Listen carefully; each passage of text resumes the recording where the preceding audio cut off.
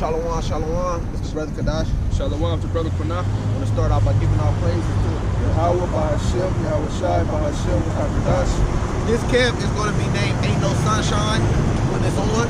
Funny thing is, the sun's actually out beaming, but it's just a, a catchy title. It's called Ain't No Sunshine When It's On. Inspiration came listening to DMX, of course, going through some little DMX, and he got a song about that. So I was like, damn, ain't no sunshine when it's on. I was like, he kind of prophesying right there.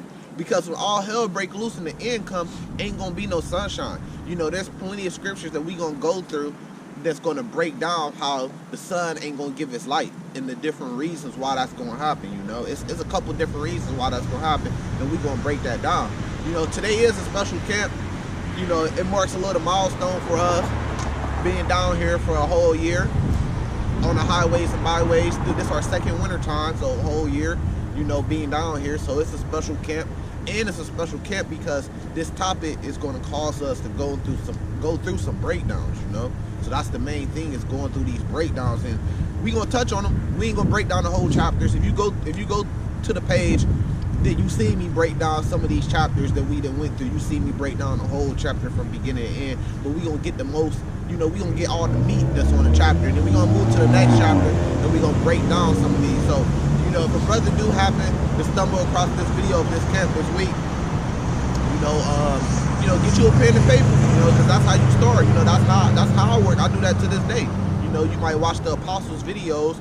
They might put the spirit on you, and you gonna have to write down the precepts. They might say something about, like, to this day, man, I hear the apostles say a precept that I wouldn't even knew about. I don't even know about it. And I'll be like, ooh, that's hard. I'll be like, damn, I ain't even know, like, that was in there. Let me write that down. You know what I mean? And then they'll break it down as they say it, and then you will get the breakdown, you will remember it, and then you will go do a video on it. So it kind of like submit it in your head, So we gonna go through some precepts that's gonna really break this down, and where people could kind of get it, and put the pieces together to try to understand it, So this campus ain't no sunshine when it's on, and we gonna show you what we mean about that. We gonna start in Revelation chapter 6.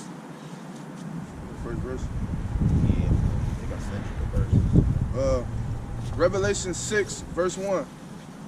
And I saw when the Lamb opened one of the seals, and I heard as it were the noise of thunder. One of the four beasts saying, "Come and see." Yep. So, who's the Lamb? So you got to break that down, right? The Lamb is Yahweh Shai, because Yahweh Shai was the sacrificial lamb for Israel, not for the whole world. He said he did not come from the whole world. I believe that's John chapter 17. But even in Matthew chapter 10, he told the disciples to go to the lost sheep of the house of Israel. Plenty of verses. The Lord himself said he claimed for Israel. Israel only. Israel only. I mean, John chapter 4 was that verse 22 said salvation is for Israel. Ye know not what you worship. For we know salvation is for Israel. So the Lamb represents Yahweh Shai. When you hear about the Lamb, and Yahweh Shai and Yahweh is two different entities. Because when you go to Revelation chapter 4, it tells you that Yahweh Shai, the Lamb, is sitting on the right hand of Yahweh. He's on the right hand. It tells you that in plenty of precepts. Even in the Old Testament, Psalms chapter 110. My Lord said to my Lord, "Come sit at my right hand till I make your enemies my footstool." So that's Yahweh Shai being talked about in the Old Testament, and it's showing that he sits at the right hand of the Lord, of the Father. I mean, Hebrews chapter 1 breaks it down. Colossians chapter 1, Hebrews chapter 2 breaks it down of Yahweh Shai's position. Everything was created by him, but the Father, and if you go to Colossians 1, the Father created Yahweh Shai, and then Yahweh Shai created everything else. The Father don't get off the throne. You're going to deal with Yahweh Shai. He's the mediator. You're not going to deal directly with the Father. Nobody is. You're going to have to deal with Yahweh Shai, and Yahweh Shai is going to go to the right hand of the Father. That's order. A lot of people don't get that, and that's why we're so broken up today, because we was out of order, stuff like that. Keep going, guys. Revelation chapter 6, verse 2. And I saw, and behold, a white horse. Yep. And he that sat on him had a bow. That's Yahweh Shai. The white horse means, what white means, pure. Yep. That's Yahweh Shai, Holy. That's Yahweh Shai. He's not sitting on an actual horse, but he's not coming from the skies on a physical carnal horse. It's no difference. I always like to say it's no difference if you go get a Ferrari. They got a horse on front of it, so you might say, look, I got a horse. Or they might say, how much horsepower you got in there? You might say, I got 600 horsepower in there. That's what it's talking about. It's talking about the power of the chariot, what the world calls the so-called UFO. He's going to be sitting on it. He's going to come back in it. Keep going. I got to get this. And a crown was given unto him, and he went forth conquering and to conquer. Verse 3. Oh, hold on. Precept, because we ain't even gotten to Ain't No Sunshine yet. That's why I told y'all. I said, look, you watching this video, this camp, get your notebook and, you know, get your pen out, because we're going to be breaking it down. We breaking down precepts. We eating right now. You know, we doing the Lord's work. This Habakkuk chapter 3, just to show you the power of this chariot. Because what did it say? It said that last verse or the last two. He sat on a white horse. Yep. And I saw, and behold, a white horse. Yep. And he that sat on him had a bow. Yep. And a crown was given unto him, and he went forth conquering and to conquer. So he gonna go forth on this white horse conquering, but he gonna have a bow. He gonna have a crown because he the king of kings, the lords of lords. Get it right, man. And he is to be worshipped, because it tells you that, and it tells you that in Hebrews chapter 2. I get it. He is supposed to be worshipped. It's not just the Father, it's Yahweh Shai too. Hebrews chapter 2. This is Habakkuk chapter 3. It says the prayer of Habakkuk the prophet upon Siganoff. I got this from the elders and apostles. That's how I learned this breakdown. Wouldn't even know anything about it. It says, "O Lord, I have heard thy speech and was afraid. O Lord, revive thy work in the midst of the years. In the midst of the years make known, in the wrath remember mercy," right? It says God came from Teman, because it keeps telling you all throughout the Bible, he's going to go see Esau, Edom. That's a city, an ancient city. Teman is of Esau, Edom, right? But there are people before they're a place, so they moved, they changed their geographic locations. Now they over here what you call America, you know, in different parts of the world, Europe, you know, stuff like that. But there are people before their place. It's just saying, look, he's going to visit Esau, Edom, because Esau, Edom is going to be in power when he comes back. 2nd Ezra 6 and 9. It tells you in Ezekiel 35, he's gonna come to get Esau the wicked. It tells you in what's another precept? Obadiah 1. It tells you in damn, that is slipping my head. Isaiah 34. Yep. Isaiah 63. It tells you that he's gonna come back to visit Esau, Edom, right? It says, "In Holy One out of Mount Permas, Salah, his glory covered the heavens." His glory, it keeps covering the heavens. And then it tells you Revelations 1, he's gonna come back with the clouds of heaven. It's talking about these chariots, man. It says, "And the earth was full of his praise." See, yo Christian preacher, yo Catholic preacher, they claim to be Catholics and Christians and shit. They can't break this down. You could go to church Sunday, whatever day, and ask them to break down what we finna break down. They cannot do it. They would not touch it. They're gonna say a couple words on it, and then they're gonna move past it. They're gonna skip past it, and they ain't gonna want to deal with it. And if you keep pushing them on it, look, can you break this down? They're gonna tell you to get on the list, and they're gonna put you on the back and say, get on the list to have a conference or a secret meeting with me. They're gonna keep pushing you back, They're not gonna break this down. They're not gonna be able to. It says, "And his brightness was as the light. He had horns coming out of his hand." Now it said, when we was reading in Revelation 6, he said he had that bow, right? But what it's talking about is the chariots gonna have weapons, but the chariots ain't gonna have weapons like we know today. They gonna shoot out laser beams, you know? And this is that, the horns coming out his hand, it's laser beam. It's like, it's not talking about actual horns, it's talking about power. The horns represent power. So out his hand is gonna be like laser beams coming out his hand, blowing shit up, blowing cities up, destroying shit. That's that power. And it breaks it down. It says, and there was the hiding of his power. So it's power. That's what it's talking about. The horns is. So when you see that chariot come down, it's gonna have laser beams coming out every side of it, just blowing shit up, man. It says, "In his brightness was as the light. He had horns coming out his hand, and there was the hiding of his power." That's his power. "Before him went the pestilence, and burning coals went forth at his feet." The Lord not gonna have fire coming out his feet. It's talking about that fire that's gonna be coming from that chariot that's gonna be destroying shit. And a lot of people get that mixed up because it's saying heat, but it's the same thing like when you go to Ezekiel chapter 1 and it's breaking down the chariots. You might get it mixed up thinking it's talking about an angel, but it's talking about the chariot. It's talking about the face of the chariot, how it looked, the legs of the chariot. But the angel is one with the chariot. When they travel in the chariot, they become one with the chariot, man. And I want to bring out one more before that. What verse was that in Hebrew 2? Habakkuk 3? No. Hebrews chapter 2, I gotta look at it. I want to bring out one because I said something important. You know, I got that breakdown from the elders, you know. And then a lot of people, I was talking to a brother on the comment board like a day ago, and he was watching two different camps. And I was breaking it down to him. He was talking about the lunar Sabbath versus the man-made Sabbath. Well, Genesis chapter 1 answered that to us. He said he gave us the lights in the firmament as a sign of times and days. That breaks it down. That means, of course, you're supposed to follow a lunar Sabbath. But I was like, look, our apostles been in this 35 years, man. We got wise counsel. You know, they've been in this long and they've been doing the work. Because there's a lot of other elders that's been in the truth that long too. Not a lot, but there is some. But they ain't been consistent with their work as our elders. Our elders put up videos every day, man. They've been in this truth 30, 35 years. You can't tell me the Lord ain't dealing with them. And the whole time they've been in it, they've been keeping the lunar Sabbath. Or at least most of the time, they've been keeping the lunar Sabbath. So you gonna tell me the Lord ain't dealing with them, man? Look, this is Proverbs chapter 1. It says, verse 7, the fear of the Lord is the beginning of knowledge, right? So because of the fear of the Lord, and like me and the brother was talking about studying and learning the precepts, that fear of the Lord is what make you go and do the work. The fear of the Lord is what making us get out here on these highways and byways. This is week 52, which marks a year. The fear of the Lord is what makes us do that. So we gain more knowledge because of the fear of the Lord, you know. It says, but fools despise wisdom and instruction. So a fool, he gonna despise wisdom. And you give him wisdom like our elders. They try to give us wisdom. They gave a lot of men's wisdom over time, but a lot of men bugged out, left the camp or whatever, or left the truth because they despised that wisdom and they couldn't take instruction. So when they was trying to instruct them, they couldn't take it, you know. It says, my son, hear the instruction of thy father, and forsake not the law of thy mother. Love thy mother, love thy father, right? It says, for they should be an ornament of grace into thy head and chains about thy neck.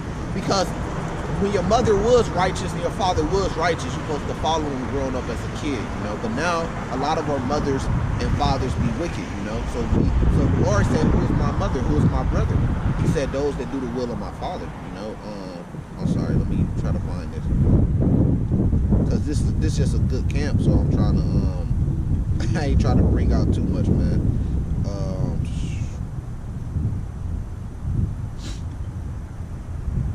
Here, let me see, because I think I passed it. I'm breaking down Proverbs chapter 1 now. Damn. Verse 5, it says, a wise man would hear and would increase learning. A man of understanding shall attain into wise counsel. So that's what we did, you know. That's what we continue to do. We're attaining to that wise counsel. Verse was Habakkuk chapter 2. Hebrews.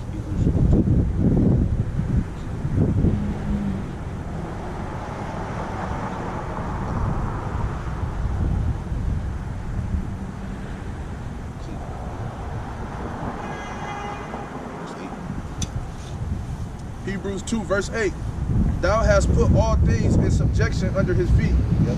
For in that he put all the subjection under him. He left nothing that is not put under him.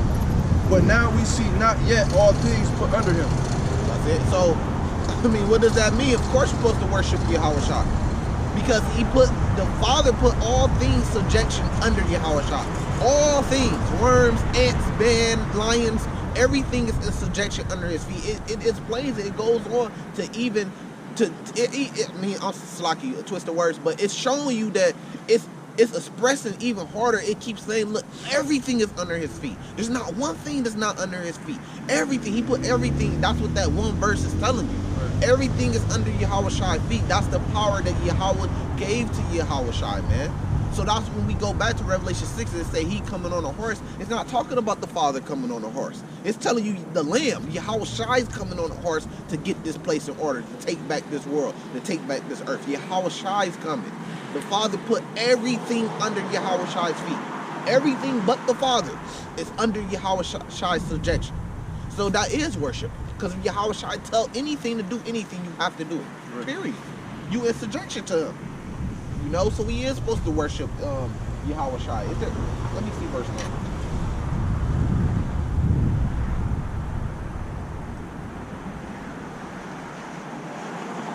Because niggas out here talking about we supposed to worship Yahushua. verse 10. Yeah, read that verse 10. Hebrews 2, verse 10. For it became him, for whom are all things, Yep. and by whom are all things. Yep. And many of those, and bringing many sons unto glory, to make the captain of their salvation perfect through sufferings. Through him, by many of all things, it says, or by him. All things are by him. People don't know how this works, man. Yahweh Shai didn't just come as a man. He was there from the beginning. He created the earth. People don't understand that. All things, how you gonna say you ain't supposed to worship Yahweh Shai when he the one who created you? The Father created him, but he created you. You see what I'm saying? All things was created by Yahweh Shai. He is to be worshipped, man. Now, go back to that, yeah. Revelation chapter 6. We still on the first precept, man. We did got a couple, you know. But that's just the spirit, you know. I told you this is a special camp. And we gonna go into it, you know. Verse 3. Revelation 6, verse 3. And when he had opened the second seal, I heard the second beast say, Come and see. And there went out another horse that was red, and power. Yeah, that's Esau. Keep going. And power was given unto him that sat thereon to take peace from the earth. And what has Esau did? You know, here, let me get a precept for it. And I ain't gonna keep doing that. I'm gonna let us get through it, man. I'm gonna let us get through it, but boy, cooking right now. But yeah, the red horse is talking about Esau, and power was given to him. When was that power given to him? If you go to Genesis 27, I ain't gonna do it because this camp will be long as fuck if I keep doing that. But you go to Genesis 27, it tells you that Esau was blessed with the sword by his father Isaac, which if you have ears to hear, Yahweh Shai was Isaac, reincarnation. A lot of y'all don't get that either, you know, because your church receive it, you know. And now Yahweh Shai blessed Esau with the sword. That was one of his blessings. Jacob's blessing was to have the kingdom that's about to come, and then Esau's blessing was similar, but the only difference is that he should rule with the sword. And then by the sword, he took peace from the earth. Hold on, let me see.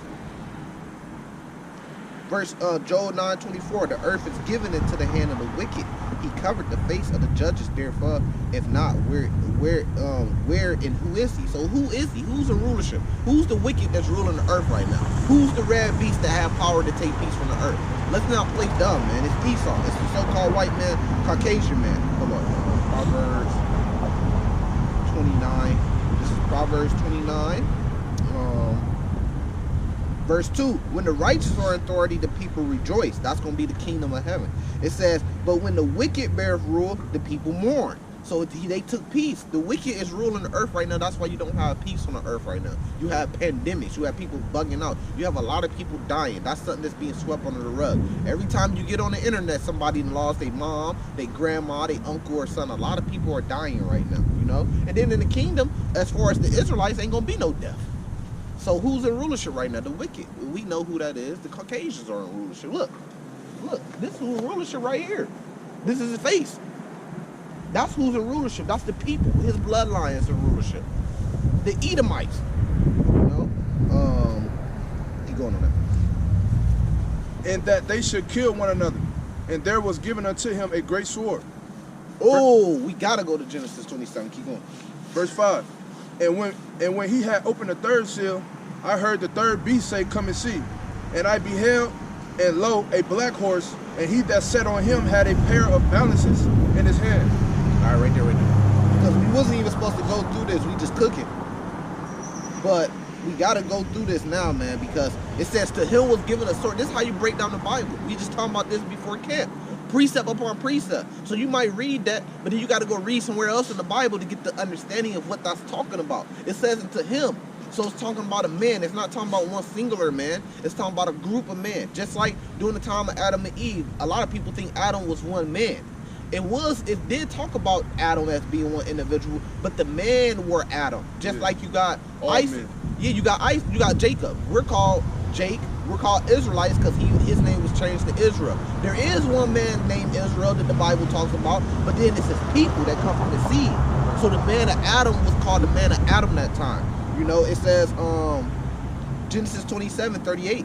And Esau said to his father, Has thou but one blessing? My father blessed me. Even me also, O my father. And Esau lifted up his voice and wept. And Isaac, his father, answered and said to him, Behold, thy dwelling should be the fatness of the earth. So they got power over earth right now, just said that. And we all the way in Revelation 6. Right. This is We Genesis. did. This is the first book, and we at the end Yeah. book getting precepts for it. People don't understand. Why are you going all the way back to Genesis to explain Revelation chapter 6? You don't understand the Bible. It says, and end of the dew of heaven from above. If your ass fly across this city right now, who's gonna meet you in the sky? It's gonna be a jet, and they gonna tell you, look, you in airspace or whatever. Get out of airspace. You gotta get down if you ain't got permission to be flying. And who's in rulership of that? The so-called white man. We ain't done. It says, and by the sword should thou live. By the sword. Didn't it just say he was given a sword? He took peace from the earth and he was given a sword. So we going all the way back to Genesis to give you the understanding. And it's thousands of precepts in between Genesis and Revelation that can give you an understanding. We just read two of them. Proverbs 29 and Job 9 and Job chapter 9. It says, and thou shalt serve thy brother, and it shall come to pass when thou shalt have dominion that thou shalt break his yoke off thy neck. Now we know King James Bible. We know when the King David, King Solomon, the Edomites was under us. They were serving us. We had dominion over them. But they broke that yoke off their neck, and they came back and put us in slavery. Now we gonna break that yoke off our neck, and we gonna come back and do Obadiah chapter 1. Read Obadiah chapter 1. We gonna do that today. Revelation 6, verse 6. Yeah. And I heard a voice in the midst of the four beasts say, a measure of wheat for a penny, and 3 measures of barley for a penny. And see thou hurt not the oil and the wine. Yeah. Okay, so the horses, and I wasn't meaning to go through this because we try to get to why, our camp title is Ain't No Sunshine When the Light is On, but it's good. The Spirit led us there. So you understand the horses, the red horses, Esau. Here, let me see. The pale horse is death. Black horse. Judgment, that's why I was talking about he said that had a pair of balances in his hand. The white horse represents Yahweh Shai, okay? So you got that breakdown, right? Go to verse, let me see what verse I wanted. Verse 12, that's what I wanted. I was like, I ain't mean to go through all that because it'd be up here forever, but it's good though. We got a lot to get through though. We got a lot to get through. Keep going. Revelation 6, verse 12. And I behold, when he had opened the 6th seal, and lo, there was a great earthquake, and the sun became black as sackcloth of hair, and the moon became as blood. So this talking about the 6th seal, right? He opened it, right? So that's what we talking about. Ain't no sunshine when it's on. I told you the sun gonna become black. And what's gonna cause the sun to become black? They said a great earthquake. So this is giving you hints and details. Right. But what could cause a great earthquake? There's 2 things that I know. One of them is a natural earthquake. The plates shifting. There's 3 things I know. A volcano could cause an earthquake, and what it's about to talk about right now. Verse 13. And the stars of heaven fell unto the earth, Right. even as a fig tree casteth her untimely figs when she is shaken of a mighty wind. So you got to go to YouTube and type in fig tree casting untimely figs and see how it looks. But it tells you the stars of heaven fell to the earth. So this is telling you, look, it ain't no plate shifting that's going to cause these earthquakes. It's something in the heavens that's going to come down to earth that's going to cause earthquakes. It's talking about the nuclear missiles, man. Nuclear missiles. Now some might say it's asteroids. It's asteroids that's going to come and that's going to shake the earth. Right. It's nuclear missiles that's going to break down and give you more detail, more detail of why. And then we're going to go through more precepts that's going to prove it even more. Keep going. Verse 14. And the heaven departed as a scroll when it is rolled together. There go one. There's a clue. What's that scroll? That's called a mushroom cloud. We've Right. seen that doing when Japan was bombed. They dropped the atomic bomb on it, and what came up? A mushroom cloud. So the plane that was flying over it and dropped the fucking bomb on it. When they was videoing it, they videoed the mushroom cloud. And Esau like to brag about that. How big is the mushroom cloud? Oh, this mushroom cloud was huge. That's how sick he is. That's how you know he's the wicked. Just killed millions of people in 1 second, and they want to brag about how big the fucking mushroom cloud is from the destruction. And that's why, and we gonna get Revelation 18. That's why it's being bragged about the fire that's gonna be coming from America when America destroyed. The Lord gonna do them like that. And every mountain and island were moved out of their places. Yep. Verse 15. And the kings of the earth, and the great men, and the rich men, and the chief captains, and the mighty men, and every bold man, and every free man, hid themselves in the dens in the rocks of the mountains. Right, so the kings of the earth play a big part in Revelation. It's telling you that it's going to be armies. Kings of the earth and their armies going to go to war. That's what's going to cause these nuclear weapons to go down. That's what's going to cause Mystery Babylon to be on fire. It tells you that in Mystery Babylon. So all throughout Revelation is giving you clues that it's not just asteroids coming down. It's going to be armies that's going to be going to war. It tells you Revelation 19 that they're going to make war against him that sat on the horse. We just told you who it was that sat on the horse. It was the Lord, the Lamb. So it keep telling you that they're going to have a big part in the end. So that gives you more clue that it's going to be nuclear weapons and what everybody going to do. Well, think about it. They hid themselves in the dens. It's talking about the bunkers. Everybody's going to be trying to get the bunkers to survive. Well, all these bunkers have been made. Like if you go to the Denver, Denver, Colorado, the Cheyenne bunkers, right? And it can hold 1 million people. That bunker was made, and when they was making that, it was made in the thought of if there was a war, nuclear and weapons, missiles was dropped. It wasn't made in the thought of if an asteroid come down. Because Esau believes if an asteroid come down, it don't matter if they in the bunkers or not, they all gonna die. That's what he believed. Esau's making these bunkers with in mind of a war. So it's giving you detail of them hiding in the dens in the mountains that it's going to be war and nuclear weapons that's going to be coming down. Those are the stars of heaven.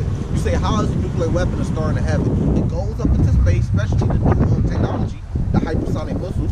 It go up into space and it looks like a sprinkling storm when it's up there until it comes down and hit its target and kill everything.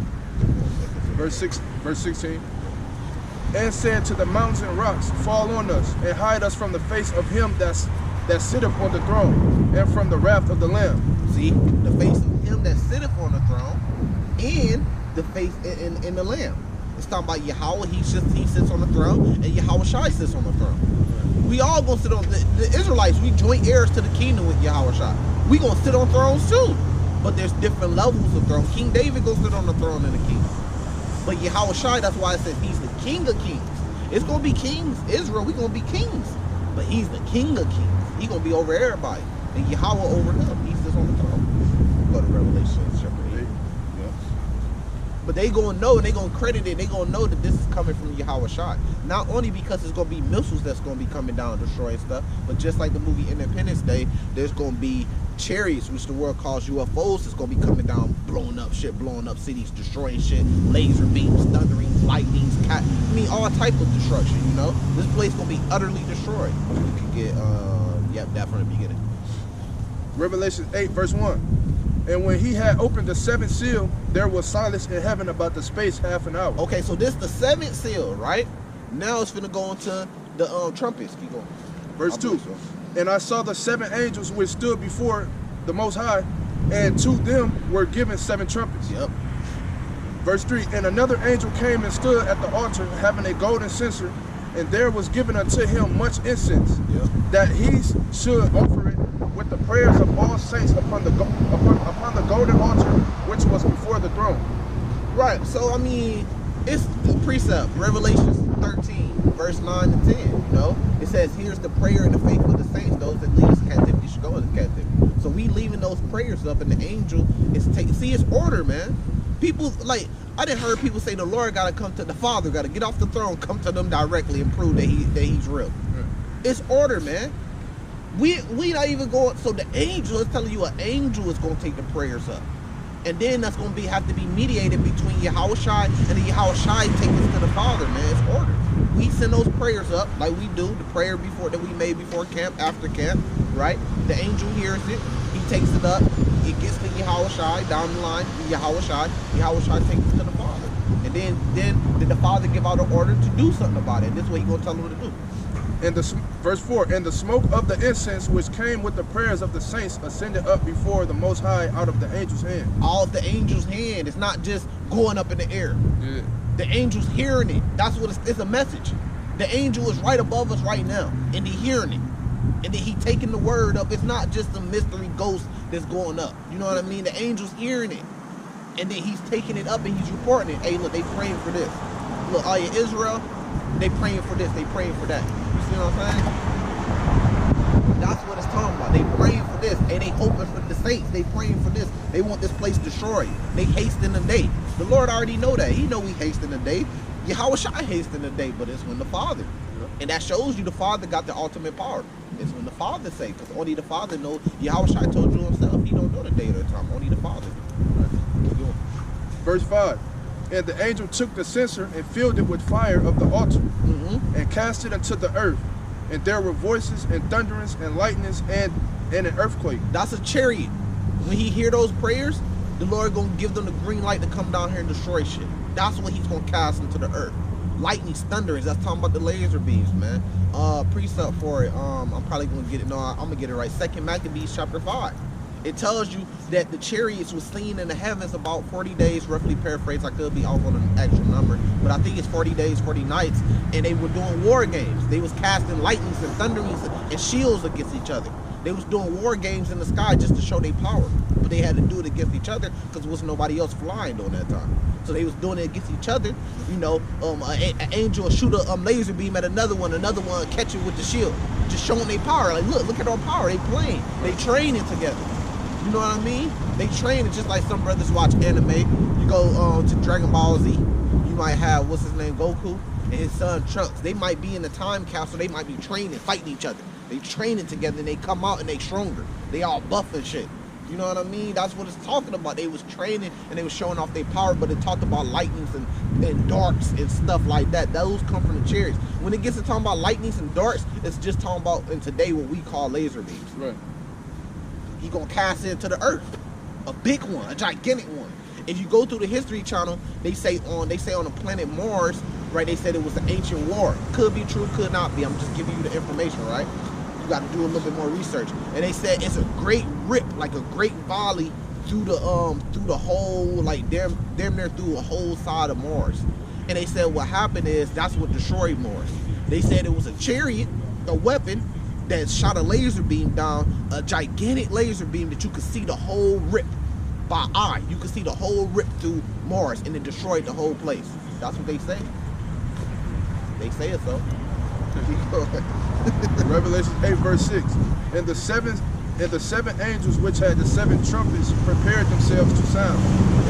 The first angel sounded, and there followed hail and fire mingled with blood. So hell and fire mingled with blood. That's talking about a lot of. It's just telling you it's gonna be a lot of death, you know. And when that chariot ripped that laser beam through the earth, oh man, keep going. And the wind part of trees was burnt up, and all green grass was burnt up. So the third part, and that's talking about, and that's hard to understand, man. That's a deep breakdown right there. It's talking about the third part of man. It's not just saying the third of the trees on earth gonna be burned up. It's talking about where a third part of the trees is at, which we know that's the Western world. So it's talking about the man Esau. He gonna be destroyed. This whole western side, the Americas, is gonna be destroyed. Keep going. And the verse 8, and the second angel sounded, and as it was a great mountain burning with fire was cast into the sea. And the third part of the sea became blood. Yeah, it's talking about the chariots, and it's talking about the nuclear missiles all together. And the third part of the creatures which were in the sea and had life died, and the third part of the ships were destroyed. Yep, Esau ships. He gonna go to war. You know, they shoot a lot of their missiles off ships. A lot of them come out of silos on the ground, but a lot of them come off of ships too. And the third angel sounded, and there fell a great star from heaven, burning as it were a lamp. Yep. And it fell upon the third part of the rivers and upon the fountains of waters. Yep. It's just telling you this missile gonna come over here to the third part of the earth. That's what it's telling you. The Americas is coming to destroy Americas, and we're gonna get Revelation 18 to prove to you that. You know, Revelation 18 kind of skimmed through it. It don't tell you like the actual detail. It tell you that Mystery Babylon gonna be on fire. Matter of fact, I'll get it right now.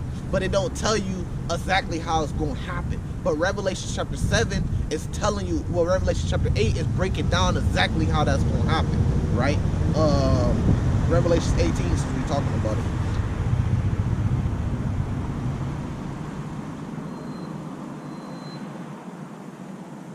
I keep bringing it up. I'm gonna go ahead and get it. Let me see what verse is that.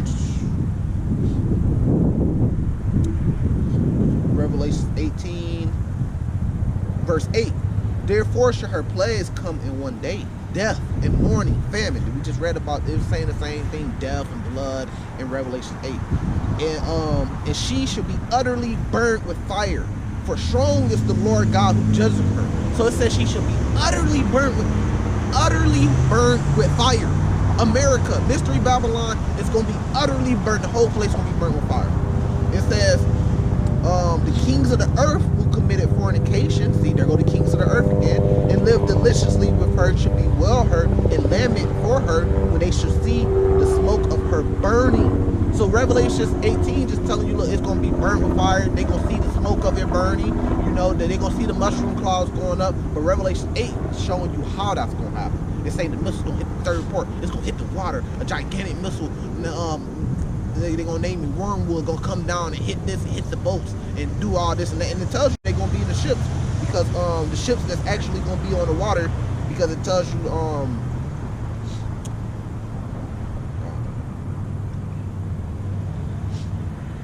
yeah, it says, standing off for a fear of her torment, saying, alas, alas, that great city Babylon, the mighty city, for in 1 hour thy judgment come. The merchants of the earth should weep and mourn over her, for no man buyeth by merchandise anymore. And they trade by these merchandise, they trade by boat. The boats bring it over here to the ports. You take they don't load up airplanes and shit with big ass what's those containers? Yeah. They don't load them up and then fly them over here. Most of the trade and the merchants and all this list that it comes by sea. You know, it comes through the ports. The trucks meet them at the ports. They take it off. They put it on the trucks, or they take it in the warehouse and they load trucks, and then the trucks deliver it throughout the rest of the United States. That's how it works. So they gonna be on the seas with their ships, and they gonna be like, damn, that place was just destroyed. You know what I mean? It says, verse 18, and cried when they saw the smoke of her burning, saying, what city is likened to this great city? So they gonna see it burning and be destroyed. They're gonna see the mushroom clouds coming from America. You know what I mean?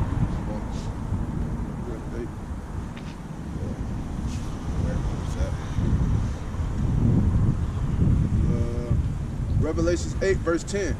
And the third angel sounded, and there fell a great star from heaven, burning as it were a lamp, and it fell upon the third part of the rivers, upon the fountains in the waters. Yep. And the name of the star is called Wormwood. And the third part of the waters became wormwood, and many men died of waters, and many men died of the waters because they were made bitter. So what does that mean? It's telling you why it's called wormwood, because it's gonna make the waters wormwood. What does that mean? And it says the water is gonna become bitter. What is it talking about?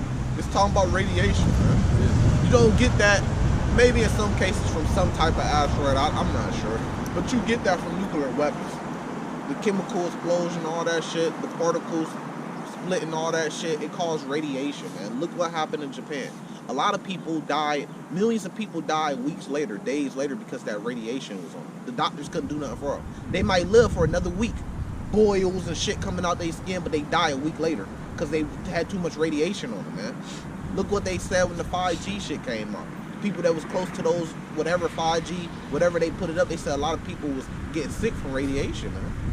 So that's what's gonna make the waters bitter. With all these nuclear missiles dropping in the waters, dropping on streams of waters, the Mississippi River, you know, destroying that motherfucker, you know what I mean? And you try to go get some water, and you gotta remember your water comes from these streams of water. And then, you know, in your city you might have a place where they clean the water. And then some cities you see the big water thing. Yeah, like what you call it? Water plants. Water plants. See, you got the water plants, and then you got the water towers. Yeah, in some cities. So you will see that's what clean your water. And then it gives the water to the city through the pipes and stuff like that. All that shit gonna be made bitter. You ain't gonna be able to drink none of it. It's all gonna be contaminated. They talking about that thing that's been going around could be detected in water now. In people with sewers and shit. So in everybody's water, they saying the thing that's going around, the pesticides that's going around right now, they say they could measure, they could take it out the water and see that it's that the thing is in the water right now. Shit travel through water quick, man. They say because a person might flush their toilet, right? And they might have the thing.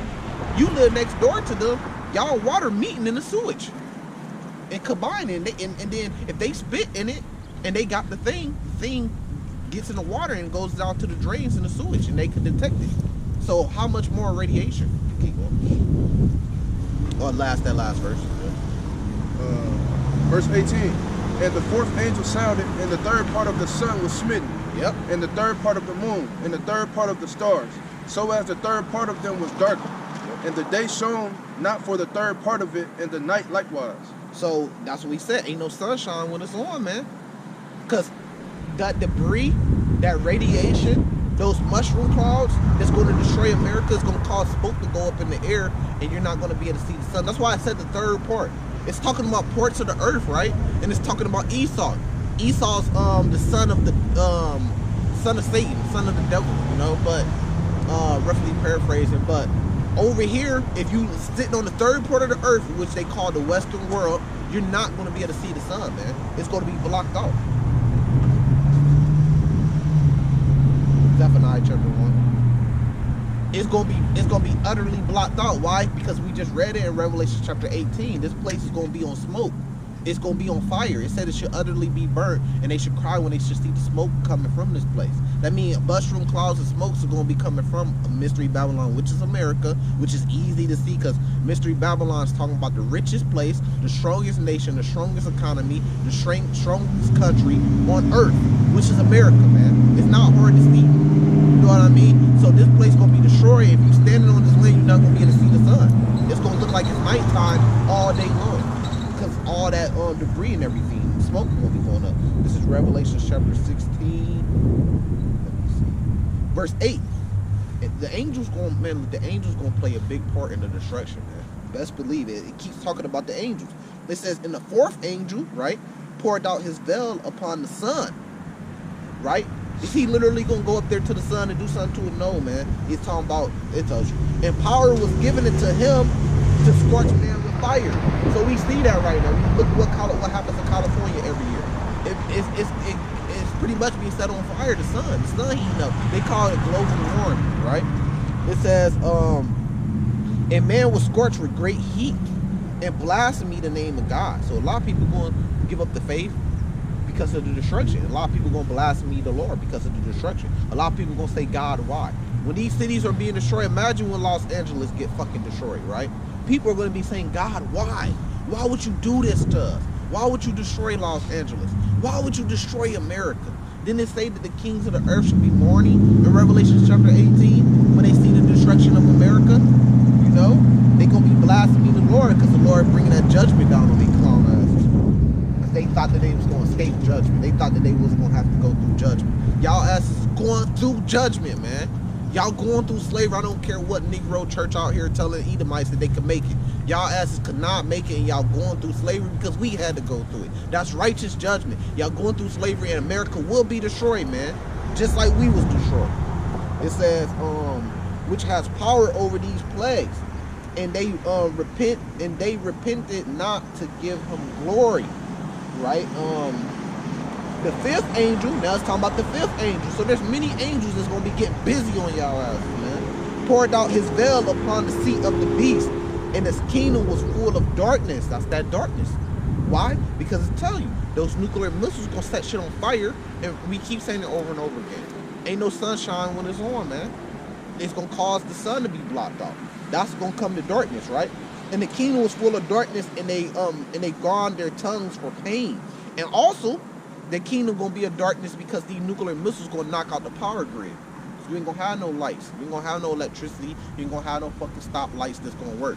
Because when these nuclear missiles get to dropping, look what happened. Texas, a place in Texas, I don't think it was the whole Texas, but I think it was like northern, or I'm not sure. But Texas, fucking power grid went out last year because it was too cold. So imagine when nuclear weapons get to drop. It's gonna knock off your power grid, bro. You ain't gonna have no power in the city. If a nuclear weapon dropped on the east side, well, let's not even say east side, dropped on the west side, right, on Cokie Mill, praying the Lord do that, right? It's gonna take out the whole power grid for the whole city. It's gonna fuck up the power grid for the whole city. Ain't nobody gonna have power. It's gonna make it dark. And then imagine when nighttime comes, you ain't got no street lights, nothing.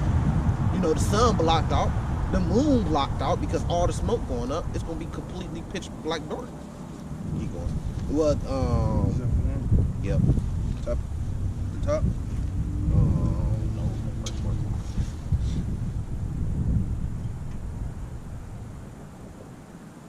Yep.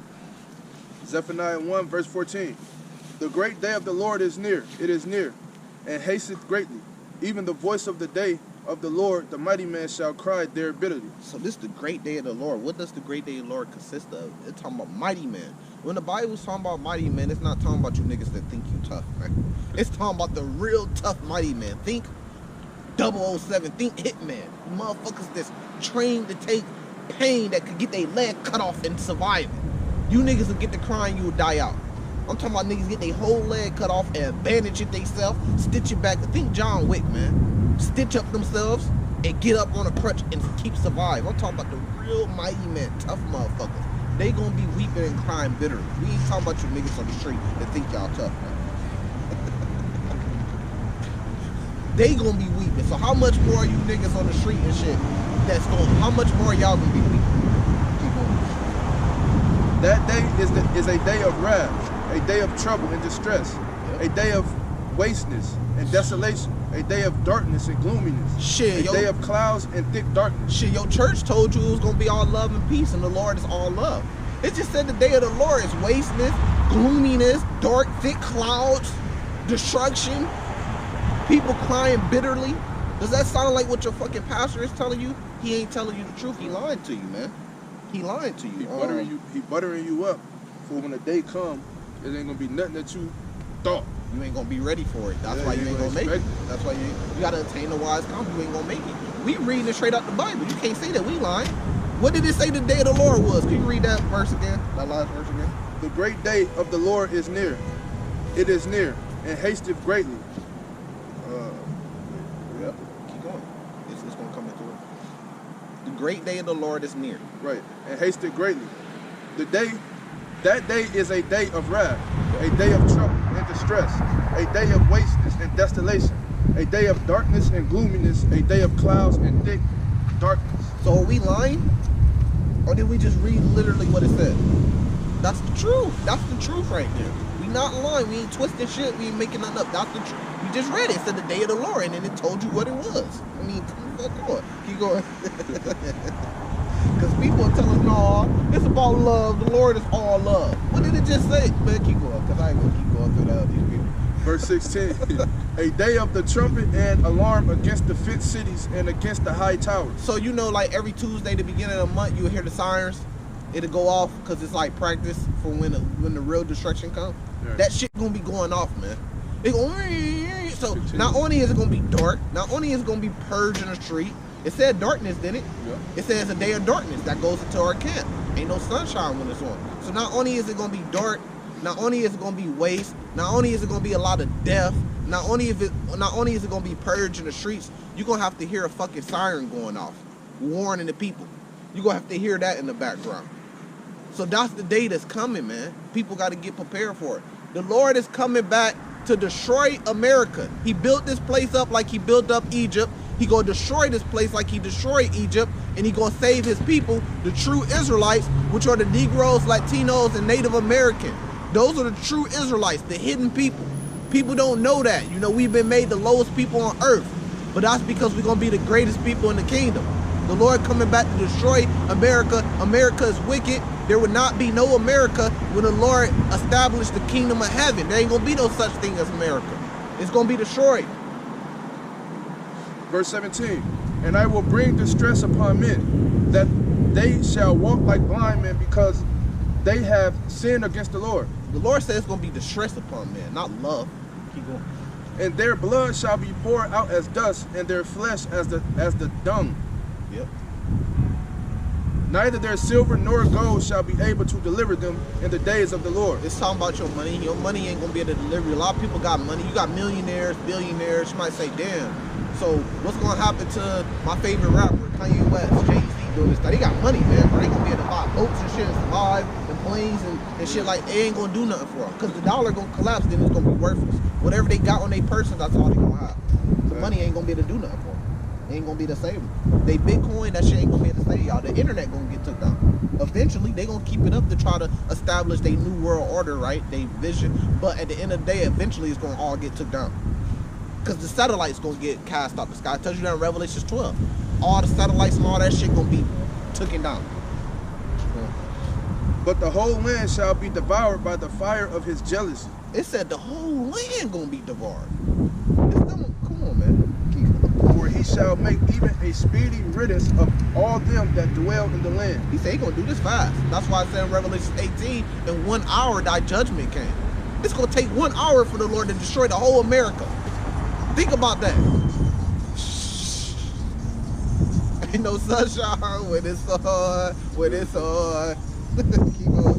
That was it. Oh, that was it. Go to Matthew.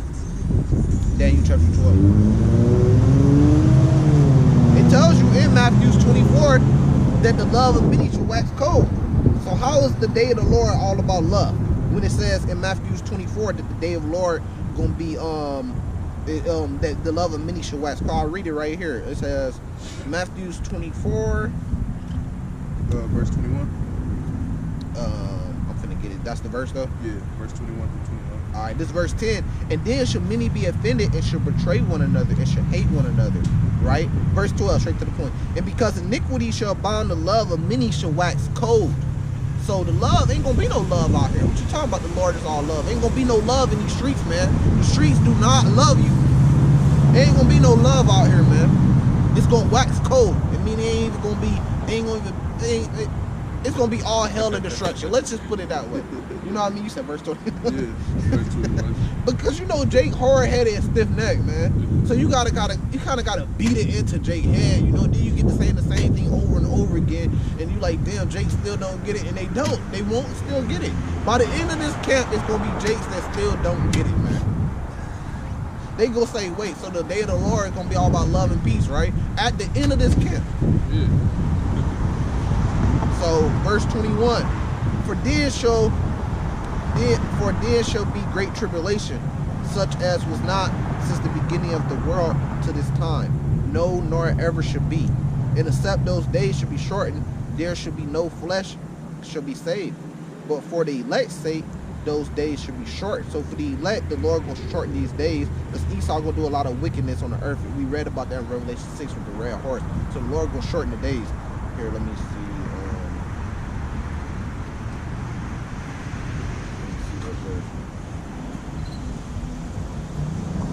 Verse 29. Immediately after the tribulations of those days shall the sun be darkened. Ain't no sunshine on the sun. It says after tribulation the sun should be darkened. And the moon should not give her light. And the stars shall fall from heaven, and the powers of the heaven should be shaken. The stars gonna fall from heaven. That's what's gonna cause the earth to be shaken. It's talking about nuclear weapons. They're gonna go up. A lot of them. They got millions of them for real. They ain't even telling you the true number.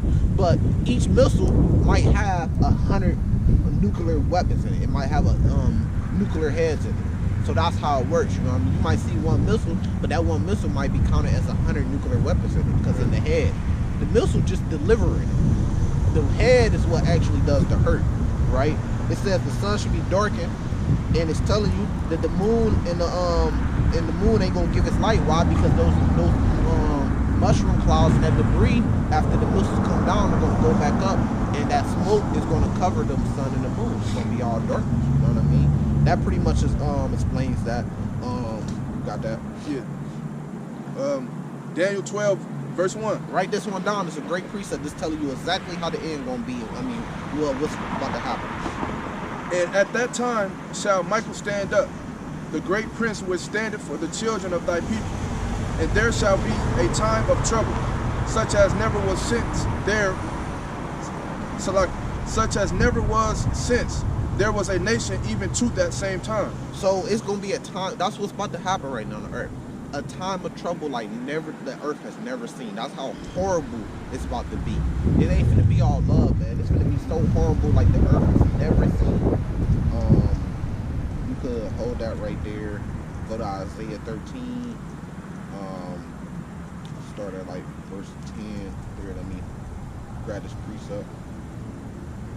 This is Joel 3, verse 15. It tells you straight to the point.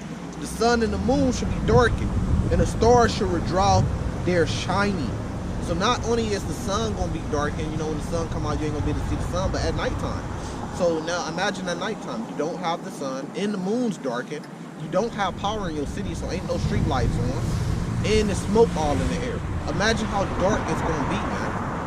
That's gonna be extremely dark, you know. And we done seen it because we done been to some places where we out in the desert and no street lights.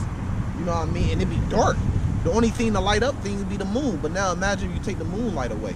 If it's a super cloudy day and the moon ain't shining, it's super dark. The only way we be having light is from your car, the car lights. And now imagine if them are all out of gas and shit, and all out of whack and shit. Ain't got nobody to repair your shit. You know what I mean? So now you ain't gonna have no light. It's gonna be completely darkened. It tells you that, and it says the stars are gonna withdraw their light. That means ain't gonna be no light. The sky is gonna be blocked out on the third part of the earth, America. Yeah. That's a lot. Isaiah 13, verse 10. For the stars of heaven and the constellations thereof shall not give their light. The sun shall be darkened in his going forth, and the moon shall not cause her light to shine. That's it. It said the same thing as it just said in Joel 3, verse 15. That's a precept. So if you pull out Joel 3 and 15, somebody say, give me a precept to prove that. Go to Isaiah 13 and 10. Look, this is a precept. Right. Ain't gonna be no sunshine when it's on, man. And all hell about to happen, man. We praying, we hasting for the day, man. We hasting. You might say, man, y'all some sick individuals. Y'all want this to happen? Yeah, because we want the Lord will shall be done. Whatever the Lord wants to be done, we want to be done. That's a true follower. You call yourself a follower, but you don't want the Lord will to be done. When the Lord say He gonna destroy America, you say no, don't destroy America. How are you following the Lord? If the Lord say He gonna destroy America, we saying yes, we want America to be destroyed because we're true followers of Yahweh Shai. And that's what a true Christian is. The first Christians were Israelites. The disciples, they were called Christians first at Antioch. So only the true Christians are only Israelites, you know. But ain't no sunshine when it's on, you know what I mean? So we're gonna leave it there. We're gonna say salvation to the elect, Shalom. We're gonna give our praise to Yahweh, Bahashem, Yahweh Shai, Bahashem, Kakadash. Study those breakdowns, man.